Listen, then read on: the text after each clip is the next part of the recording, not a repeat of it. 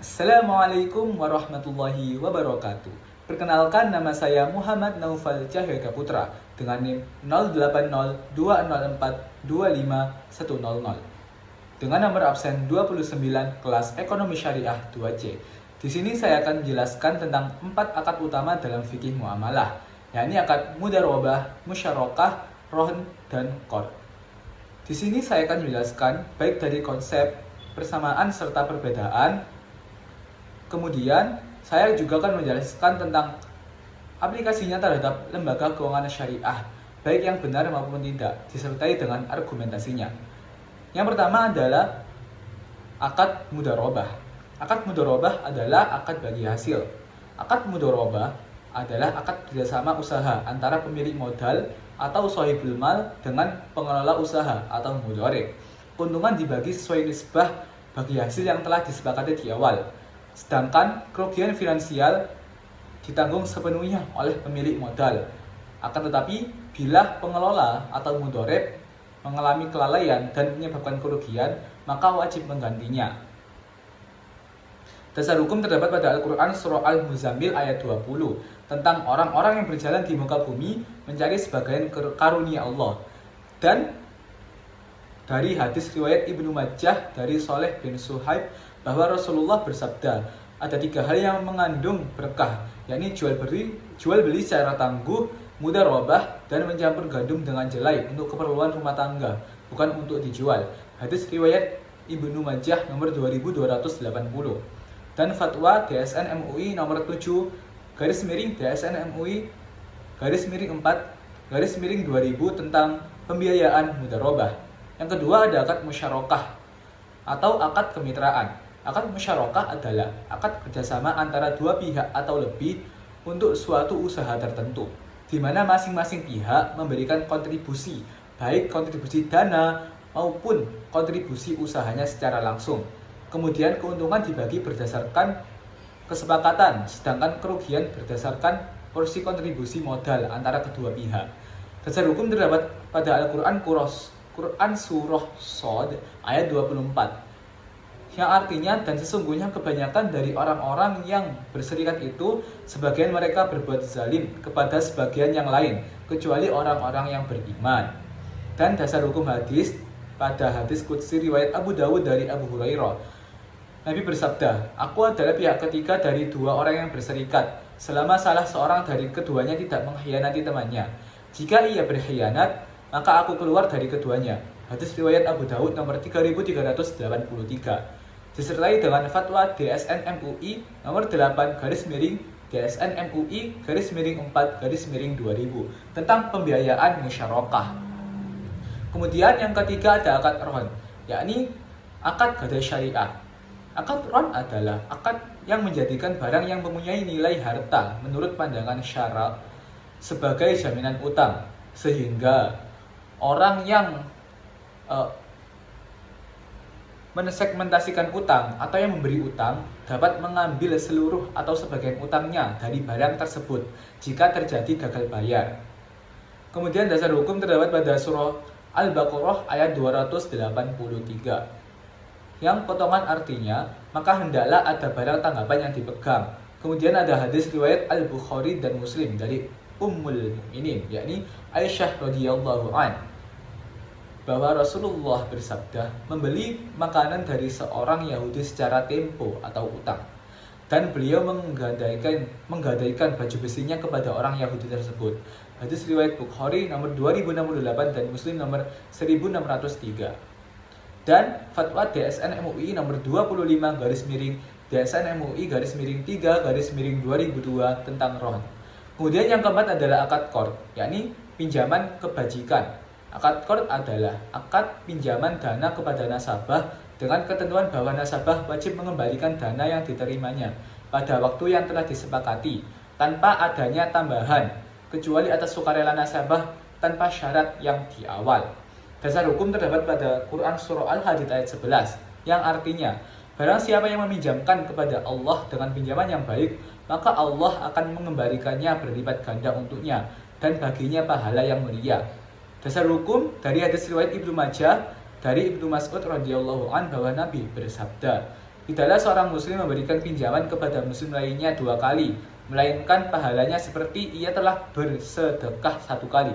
Hadis riwayat Ibnu Majah nomor 2430, disertai dengan fatwa DSN MUI nomor 19 DSN MUI nomor _4/2001 tentang akad qard. Kemudian poin kedua ada persamaan dan perbedaan. Yang pertama, sifat akad. Akad mudharabah dan musyarakah bersifat tijarah atau komersial, sedangkan akad ron dan qard bersifat sosial atau tabarruk. Kemudian dari pengelola usaha. Akad mudharabah sepenuhnya dijalankan oleh pengelola usaha atau mudharib. Pemilik modal tidak ikut campur untuk mengelola usaha tersebut. Pada akad musyarakah dijalankan bersama oleh para mitra atau salah satu pihak ditunjuk mewakili yang lain. Pada akad ron tidak ada kegiatan usaha kelompok, barang jaminan hanya disimpan atau dirawat. Kemudian yang terakhir ada akad qard, tidak ada personal usaha kelompok, dana murni digunakan untuk kebutuhan peminjam. Sumber pendapatan. Pada akad mudharabah, bagian keuntungan dari hasil usaha yang telah dijalankan. Pada akad musyarakah, bagian keuntungan dari hasil usaha yang telah dijalankan juga. Pada akad ron, biaya pemeliharaan atau penyimpanan atau yang disebut dengan ujrah atas barang yang telah digunakan. Kemudian pada akad qard tidak ada pendapatan komersial, murni pinjaman sosial. Biasanya hanya biaya administrasi yang real. Kemudian di sini saya akan menjelaskan tentang praktiknya langsung terhadap lembaga keuangan syariah, baik yang benar maupun tidak benar dengan argumentasinya.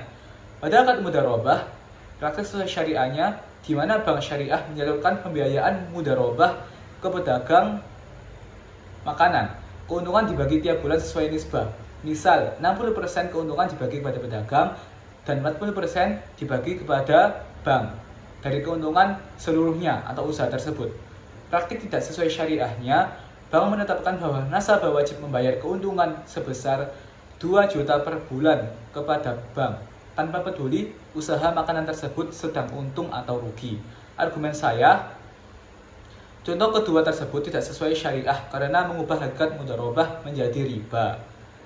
Menurut fatwa DSN MUI nomor 7 tahun 2000, pembagian keuntungan harus berdasarkan persentase nisbah bagi hasil dari hasil usaha real yang tadi, bukan persentase tetap dari jumlah modal yang dipinjamkan.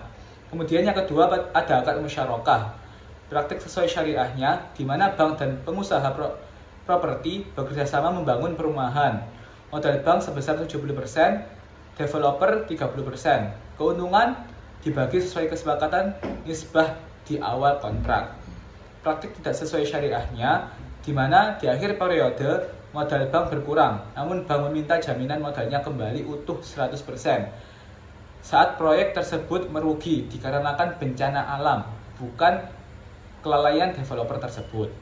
Argumen saya berdasarkan prinsip al-gunmu bil gurmi, yakni keuntungan berbanding lurus dengan resiko, dan fatwa DSN MUI nomor 8 tahun 2000. Kerugian finansial dalam musyarakah harus ditanggung bersama sebanding dengan porsi modal masing-masing. Memaksa salah satu pihak menjamin modal pihak lain dalam kondisi kerugian murni adalah kesalahan dan batil. Yang ketiga ada akad ron. Praktik sesuai syariahnya di mana nasabah menggadaikan emas di pegadaian syariah untuk mendapatkan uang. Pegadaian mengenakan biaya pemeliharaan atau penyimpanan yang disebut dengan ujrah berdasarkan berat atau nilai taksiran emas menggunakan akad ijarah. Sedangkan praktik tidak sesuai syariahnya di mana lembaga menetapkan biaya administrasi atau bunga gadai yang dihitung dari persentase besarnya uang pinjaman nasabah, bukan dari biaya real perawatan barang tersebut. Argumen saya berdasarkan fatwa DSN MUI nomor 25 tahun 2002, barang gadai tidak boleh dijadikan sumber keuntungan untuk menarik bunga. Jika biaya sewa atau perawatan dihitung dari jumlah pinjaman, maka statusnya berubah menjadi samaran dari bunga utang atau disebut dengan riba qard. Yang terakhir ada akad qard.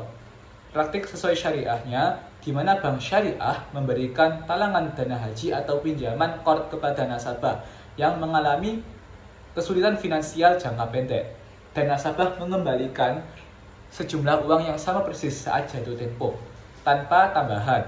Praktik tidak sesuai syariahnya, bank mensyaratkan di awal kontrak bahwa nasabah wajib mengembalikan uang pinjaman, ditambah embel-embel uang terima kasih atau bunga sosial sebesar 5%. Itu jelas menyalahi. Argumen saya, seperti kaidah fikih populer yang menyebutkan kullu qardin jarra manfaatan fahuwa riba. Setiap pinjaman yang mendatangkan manfaat atau tambahan yang dipersyaratkan adalah riba. Dan Fatwa Dasar MUI nomor 19 tahun 2001 menegaskan qard adalah akad sosial. Tidak boleh ada tambahan komersial yang dipersyaratkan di awal.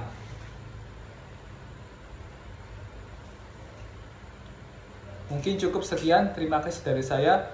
Wallahu muwaffiq ila aqwamit thoriq. Assalamualaikum warahmatullahi wabarakatuh.